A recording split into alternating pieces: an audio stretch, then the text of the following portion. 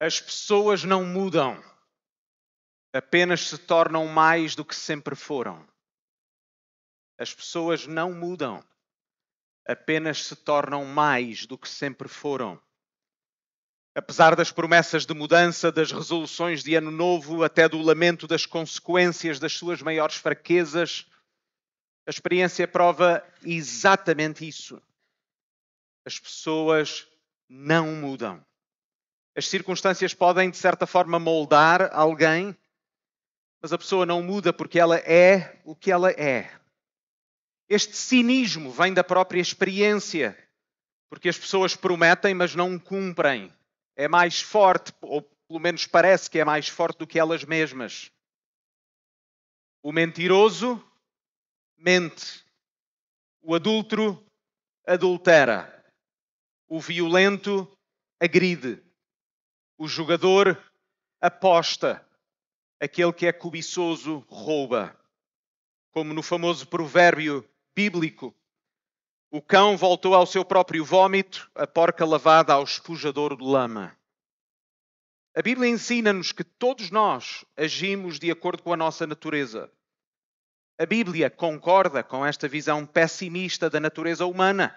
Vejam, por exemplo, o que diz o livro dos Salmos, no capítulo 14, versículos 2 e 3, onde lemos: O Senhor olhou desde os céus para os filhos dos homens para ver se havia alguém que tivesse entendimento e buscasse a Deus. Desviaram-se todos e juntamente se fizeram imundos. Não há quem faça o bem, não há sequer um. A diferença é que a Bíblia não tem apenas esta visão pessimista. Se por um lado a Bíblia concorda no facto de que as pessoas não mudam, por outro lado tem algo mais para dizer. Porque nas palavras do próprio Senhor Jesus que nós lemos no Evangelho segundo Lucas, capítulo 18, versículo 27, onde lemos: Mas ele, o Senhor Jesus, respondeu: As coisas que são impossíveis aos homens são possíveis a Deus. E por isso o cristão não acredita que as pessoas possam mudar, porque as pessoas não mudam. As pessoas agem de acordo com a sua natureza. Mas a Bíblia ensina também que Deus nos deu uma nova vida. Deus tornou-nos não melhores, mas novas pessoas, com uma nova natureza. A Bíblia ensina que Deus pode fazer em nós o que seria impossível nós fazermos por nós próprios. É exatamente essa a razão que os cristãos oram. Porque nós sabemos que existe um Deus que age em nós e um Deus que tem poder para fazer em nós o que nós não somos capazes de fazer por nós próprios. E por isso convido-vos a abrirem as vossas Bíblias na carta de Paulo aos Efésios, no capítulo 3, na sua famosa oração que nós lemos dos versículos 14 a 21. Efésios, capítulo 3, versículos 14 a 21.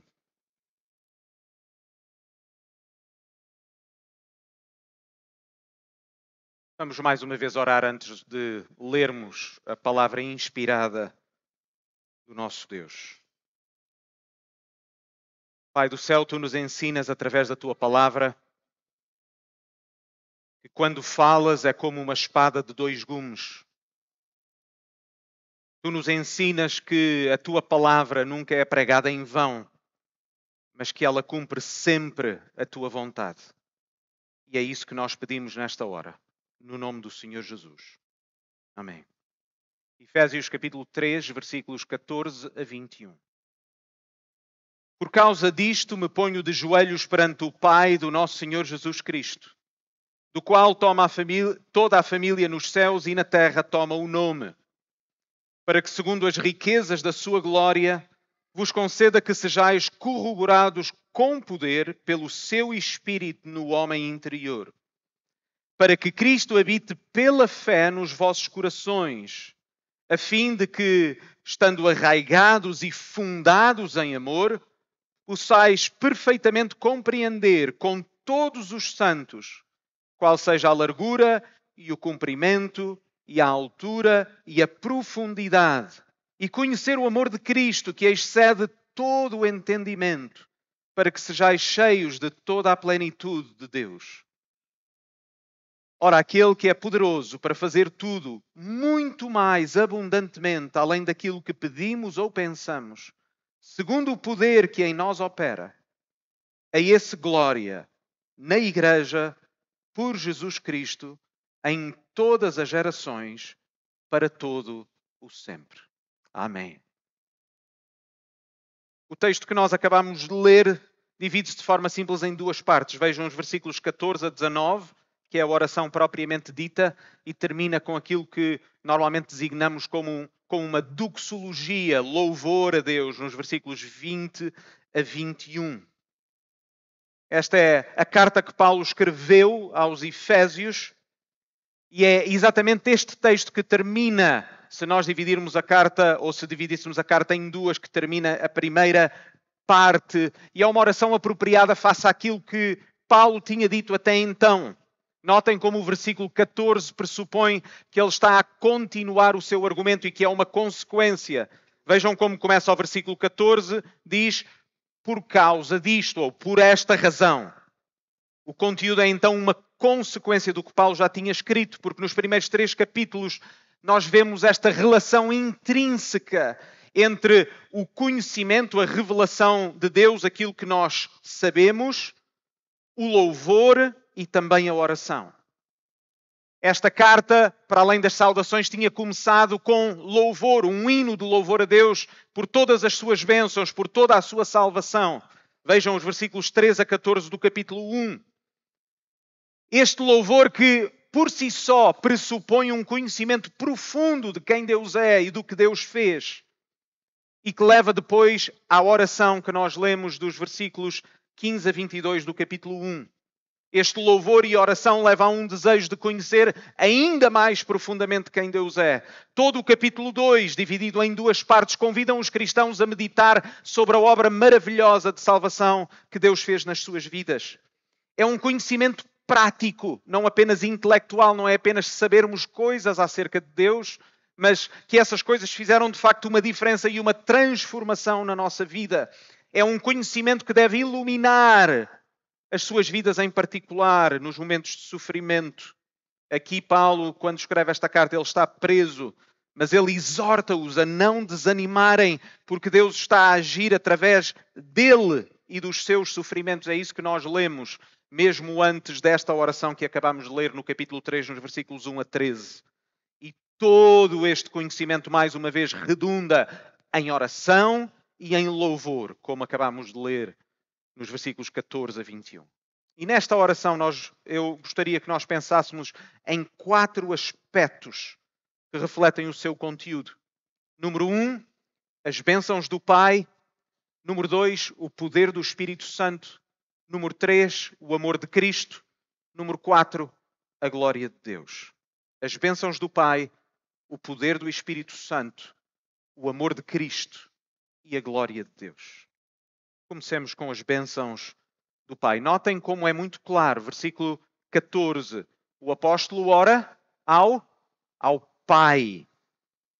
Queridos irmãos, para orarmos como devemos, nós precisamos primeiro saber a quem dirigir as nossas orações. Muitas pessoas oram, mas as únicas orações que são ouvidas são aquelas que se dirigem ao único Deus verdadeiro. Antes de orar como convém, é preciso saber quem Deus é. Este é exatamente o padrão que Paulo já tinha ensinado nesta sua mesma carta. Convido-vos em casa a ler o primeiro capítulo, porque tanto no hino trinitário que nós lemos dos versículos 13 a 14 do capítulo 1, como também depois na oração que se segue, e nesta oração o padrão é exatamente o mesmo. Ele dirige-se ao Pai em Cristo no Espírito Santo. Paulo escreve que este Pai a quem nós oramos, vejam o versículo 15, é do qual toma o nome toda a família. Notem como esta ideia de nome e de família aponta para a sua identidade, a sua filiação. E não é completamente estranha para nós, porque nós ainda damos o chamado apelido aos nossos filhos, certo? O meu filho é David Oliveira, porque ele é meu filho. E o meu último nome é Oliveira, e ele toma o meu nome, e de certa maneira esta identidade e esta filiação que pressupõem e que estão pressupostas quando nós oramos ao Pai. É por isso importante, notem que Paulo não está a dizer que todas as famílias da terra, sem exceção e sem qualificação, tomam o nome de Deus. Porque nem todos, de acordo com aquilo que a Bíblia ensina, são filhos de Deus. Paulo escreve apenas àqueles que são cristãos, porque a oração cristã pertence aos cristãos. Já tínhamos lido e Paulo já tinha escrito no capítulo 1, versículo 5, que Deus nos predestinou para filhos de adoção. Apenas Jesus Cristo, notem isto, apenas Jesus Cristo é filho de Deus por direito. Nós não temos esse direito, a nós foi-nos dado esse direito. É por isso que nós somos filhos, não naturalmente, por assim dizer, mas somos filhos por adoção.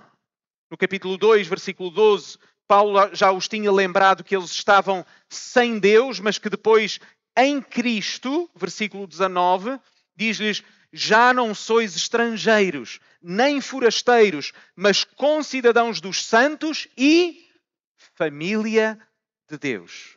É isso que Deus nos dá. É um direito, é um dom que nos foi concedido. Por isso, de onde é que vem a nossa ousadia, mas também ao mesmo tempo a nossa confiança para nos dirigirmos a Deus e o tratarmos por Pai? Apenas em Cristo, no poder do Espírito Santo e pela fé. Meus queridos irmãos, nós oramos ao nosso Pai, o único Deus verdadeiro que nos amou e nos salvou para si. Nós não oramos a um Deus impessoal, nós não oramos a uma força, mas sim ao nosso Pai. Nós não oramos a Alá, um Deus distante. Nós oramos a um Deus pessoal, a um Deus próximo a nós, o nosso Pai. Vejam tamanha graça e amor de Deus para conosco, a ponto de sermos chamados seus filhos. A ponto de podermos ter a graça não apenas de vir a Ele, mas de vir a Ele como filhos e de o tratarmos por Pai. Mas ao mesmo tempo, este privilégio é dado apenas aos filhos de Deus, porque o direito de orarmos ao nosso Pai que está nos céus, sabermos que Ele ouve as nossas orações, é um privilégio dado aos filhos, àqueles que já foram adotados. É para aqueles que têm a postura que Paulo mostra aqui, vejam o versículo 14, é para aqueles que já dobraram os seus joelhos. Aqui o dobrar os joelhos não é tanto uma mecânica ou uma posição corporal que nos dá um acesso imediato ou mágico a Deus. Quem dobra os joelhos é aquele que reconhece a superioridade de outro. É aquele que reconhece a sua dependência. Aquele que dobra os seus joelhos. Tem de ser apenas aquele que já se rendeu a Deus. Aquele que já foi adotado. A oração cristã não é, queridos irmãos, um pedido ao gênio da lâmpada. Entendem? Como se nós encontrássemos uma lâmpada e esfregássemos e agora Deus estivesse lá como um gênio para conceder os nossos desejos. Não. Não fomos nós que encontramos Deus. Foi Deus que nos salvou e nos encontrou quando nós estávamos mortos nos nossos pecados. Efésios 2. Por isso somos nós que dobramos os joelhos a Deus, não vice-versa. Nós somos os súbditos. Ele é o rei. Nós oramos não para manipular Deus, para que Ele possa conceder a nossa vontade, mas sim para nos colocarmos debaixo da sua boa vontade. Nós trazemos as nossas preocupações, as nossas ansiedades, os nossos pedidos, porque nós sabemos que Deus é bom. Ele nem sempre responde da forma como nós gostaríamos, mas Ele sempre responde da forma como nós necessitamos. Nós dobramos os nossos joelhos como resposta a quem Deus é, como resposta ao que Ele já fez. E por isso oramos ao Pai. E oramos ao Pai, ponto número 2, no poder do Espírito Santo. Vejam o versículo 16. Ele ora e pede com base nas riquezas da sua glória. Oh, meus queridos irmãos, Deus é rico. Ele tem os recursos necessários. Ele tem os recursos que nós necessitamos. O que nós não temos em nós próprios, Deus tem. Ele tem abundância. É exatamente isso que são as riquezas da sua glória. E o que Paulo pede é que o Pai lhes dê mais do que eles necessitam. Esta petição ensina-nos o que nós precisamos e como nós o podemos obter. Notem que eles necessitam de quê? Eles necessitam do poder do Espírito Santo no homem interior. O que Paulo disse nos capítulos 1 e 2 ajuda-nos a compreender o que é que Paulo pede a Deus. Porque depois de pedir a Deus que lhes dê o conhecimento do seu poder, se lerem no capítulo 1, versículos 15 a 23, uma das coisas que ele pede a Deus é lhes dar a revelação, o conhecimento do seu poder, para que eles possam saber que Deus tem esse poder e que age neles. Aqui ele pede que esse poder esteja em ação. Ele lembra-os no capítulo 2 que eles estavam mortos. Foi Deus que lhes deu o poder de uma nova vida. O poder que Paulo pede a Deus é a capacidade, como vimos esta manhã, para fazer em nós o que nós não somos capazes de fazer por nós próprios. O poder que nós mais necessitamos é de não sermos mais escravos do nosso pecado e dos nossos desejos, mas de podermos viver para a razão pela qual nós fomos criados, para a sua glória e em obediência a Ele. É por isso que este poder tem de ser dado através do Espírito Santo no homem interior. O poder, a capacidade que mais necessitamos, que mais precisamos que Deus nos dê, não é a capacidade para alterar as nossas circunstâncias. Quantas vezes, queridos irmãos, as nossas orações se resumem a pedir que Deus altere as nossas circunstâncias? Quando a Bíblia nos ensina, oração após oração, aqui o maior poder que nós necessitamos é o poder do Espírito Santo no homem interior, para que Deus possa agir em nós e fazer o que nós não conseguimos fazer, para nos transformar cada vez mais à imagem do Senhor Jesus. Esse é o maior poder que nós necessitamos. Meus queridos irmãos, nós precisamos falar e verdadeiramente acreditar no poder do Espírito Santo. Tem que fazer parte da nossa linguagem, tem que fazer parte da nossa liturgia, tem que fazer parte das nossas conversas. O Espírito Santo, que é Deus com o Pai, tem o poder de trabalhar em nós, no homem interior. Quando nós compreendemos isto, isso serve de grande encorajamento para nós. Deus capacita-nos para nós vivermos neste mundo à luz de quem Deus é, à luz do que Ele já fez, à luz do que Ele continua a fazer, à luz da eternidade. Nós vivemos hoje na certeza das promessas de Deus e na certeza da vida eterna. Encorajemo-nos uns aos outros com esta verdade. Encorajemo-nos uns aos outros na nossa luta contra o pecado. Não tem a ver connosco e com os nossos esforços. Tem a ver com a forma como vivemos em dependência de Deus. Pensem naquilo que nós costumamos chamar como os meios da graça. A palavra de Deus, a oração, a própria igreja. O que são todas essas coisas, senão exercícios de dependência do nosso Deus? Não são coisas nas quais nós fazemos, mas sim alguma coisa que nós nos colocamos debaixo do Senhor Jesus, debaixo do nosso Deus, para ouvirmos a sua palavra, para trazermos a Ele as nossas ansiedades, para nos encorajarmos uns aos outros. Ponto número 3, o amor de Cristo. No versículo 17, o apóstolo ora para que Cristo habite pela fé no vosso coração.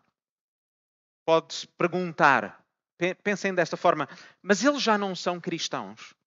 Cristo já não habita neles pelo Espírito Santo? E é aqui que nós precisamos de compreender que a presença do Espírito nos nossos corações, ela é vivida neste mundo pecaminoso de uma forma ainda incompleta e progressivamente crescente. Os crentes, os cristãos já têm o Espírito, mas não de uma forma ainda plena e completa. É por isso que mais à frente Paulo vai exortar estes cristãos, por exemplo, em Efésios 4:30, e não entristeçais o Espírito Santo de Deus. Ou Efésios 5:18, não vos embriagueis com vinho, mas enchei-vos do Espírito Santo. Vejam como o amor de Cristo é tanto o fundamento como o objetivo desta oração. Por um lado, versículo 17, eles devem estar arraigados e fundados em amor, porque eles já são cristãos, eles já conhecem o amor que Deus teve para com eles em Cristo Jesus. A sua fé está em Cristo e no que Cristo fez. Eles estão seguros neste amor. Portanto, nós, para termos e para podermos receber este poder e viver e experimentar este poder juntamente enquanto igreja, nós precisamos estar fundados nesta verdade, mas por outro lado, ao mesmo tempo, é aquilo que nós desejamos, é aquilo que nós já temos e queremos ter mais. perfeitamente compreender e conhecer o amor de Cristo. Eles já conhecem este amor, mas Paulo ora para que eles possam crescer neste conhecimento. É exatamente isso que nós queremos dizer com o processo de santificação. A santificação é o processo que começa na nossa conversão, quando nos tornamos filhos de Deus, quando pela primeira vez compreendemos o amor de Cristo por nós, mas uma aprendizagem para toda a vida. E Paulo ora para que este conhecimento e esta compreensão sejam completas em toda a sua dimensão. Largura, comprimento, altura e profundidade. O nosso conhecimento e compreensão do amor de Cristo são um dom que nos capacita através do Espírito Santo a que Cristo habite no nosso coração pela fé. E esta capacidade é progressiva à medida que nós aprendemos mais acerca da sua palavra, à medida que nós aprendemos de forma muito prática a confiar em Deus, à medida que nós crescemos na nossa luta contra o pecado, resistimos à tentação e obedecemos cada vez mais a Deus. O objetivo não é nada menos do que o versículo 19, para que sejais cheios de toda a plenitude de Deus. Toda a plenitude de Deus. O que é que isto significa de uma forma muito concreta e simples? Sermos como o Senhor Jesus. É isto que Paulo escreve, capítulo 4, versículo 13. Até que todos cheguemos à unidade da fé e ao conhecimento do Filho de Deus, a varão perfeito, à medida da estatura completa de Cristo. É ser como Jesus. E ser como Jesus é uma aprendizagem que só pode ser caminhada. Notem isto, versículo 18, com todos os santos. Esta é uma jornada comunitária, ela não é uma jornada individual. Ela só pode ser feita no contexto da igreja local. Porque esta é a nossa identidade. Lembrem-se, capítulo 2, nós estávamos mortos nos nossos pecados, nós estávamos afastados de Cristo, nós não fazíamos parte do povo de Deus, mas em Cristo nós somos não agora estrangeiros, mas concidadãos.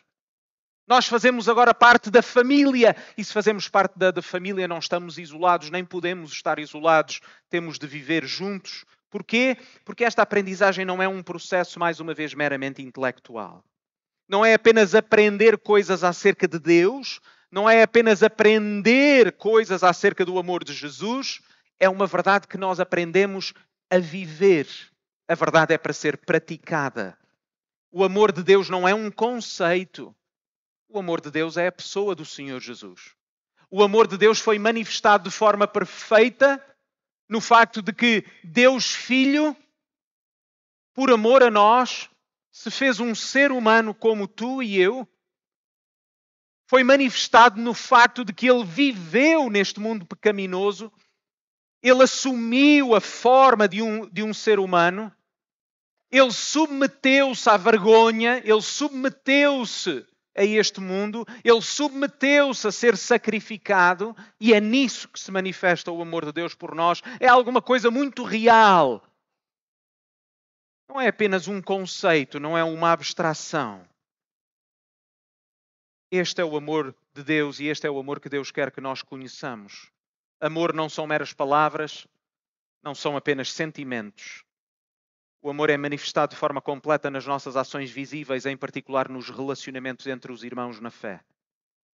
O apóstolo João ensina-nos isto mesmo. Ensina-nos que a forma como o amor de Deus e o amor aos irmãos estão interligados de uma forma que é impossível separar os dois. Conforme lemos na primeira carta de João, capítulo 4, versículo 20.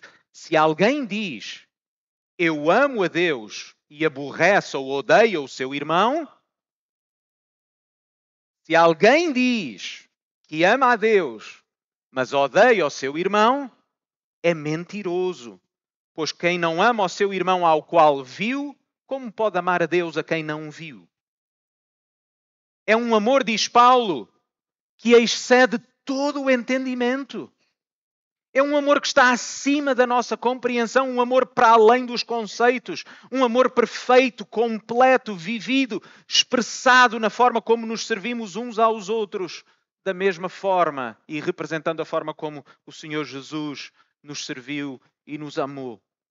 E porque é um amor que excede todo o entendimento, nós precisamos de ser capacitados de uma forma sobrenatural. Nós precisamos de ser encorajados nesta grande verdade. Versículo 20. Aquele que é poderoso para fazer muito mais abundantemente além daquilo que pedimos ou pensamos, segundo o seu poder que em nós opera. Meus queridos irmãos, é verdade que as pessoas não mudam, mas esta mudança que Paulo fala não é alcançada por nós. É um poder sobrenatural. É o poder do Espírito Santo que é capaz de fazer aquilo que nós não somos capazes. E por isso, o resultado final é o ponto número 4, é a glória de Deus. Depois de orar, Paulo mais uma vez louva. Já aqui afirmamos que o conhecimento, a oração e o louvor estão intrinsecamente ligados, porque quando nós compreendemos verdadeiramente quem Deus é, quando nós oramos de acordo com a sua vontade, como não adorar? Queridos irmãos, a nossa compreensão do Evangelho é feita através da dimensão do nosso louvor. Querem saber como é possível medir a nossa compreensão do Evangelho? Medindo a dimensão do nosso louvor. Não apenas em palavras, mas em vida. Notem que quando nós falamos aqui em louvor, não estamos apenas a falar do tempo do culto comunitário. Este tempo é extremamente importante, é a expressão maior e visível do nosso louvor enquanto igreja, mas as palavras dos versículos 20 e 21 falam de uma glória que é dada apenas a Deus. E isso tem que incluir toda a nossa vida. A glória de Deus na pessoa de Cristo, que é a perfeita expressão e representação do próprio Deus. Mas também diz Paulo, a glória de Deus na igreja. O que significa que nós, à imagem e semelhança do Senhor Jesus, devemos viver para a glória de Deus, porque essa foi a razão para a qual nós fomos criados. Viver para a glória de Deus é o oposto de viver para a nossa própria glória.